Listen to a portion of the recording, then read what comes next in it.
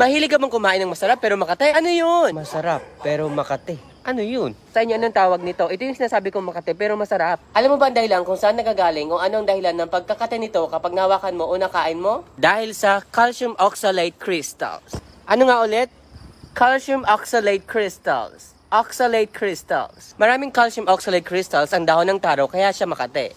May iba-ibang uri ng crystal katulad ng rhaphides, yung parang karayom dyan ay tinatawag na rhaphides. Pangalawa ay druses, yung parang star dyan sa picture. Eh para saan naman yung mga crystals na yan?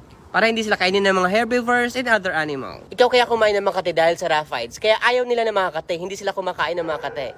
Sana all ayaw sa makakate. Kaya ikaw kung gusto mo ng tunay na sarap, iwasan mo yung makakate, tanggalin mo yung kate ng taro. Paano nga ba mawawala ang kate ng taro? Ayon sa pag-aaral, yung kate ng crystals ay nawawala kapag nilagay mo ito sa mainit na temperatura, katulad ng pagluluto. Ito ang dahilan kapag hindi mo niluto ng maayos yung taro ay makate talaga. Isa pang paraan para malusaw ang crystals ay babad mo ito sa baking soda ng 30 to 45 minutes. Yung calcium oxalate crystals ay nagsisilbi ding calcium reserves ng halaman. Pero dahil ang calcium ay immobile nutrient, hindi ito masyadong napapakinabangan ng halaman. At kung nagustuhan mo ko yung video, i-follow mo ko dahil nakakaganda ng buhay ang may alam.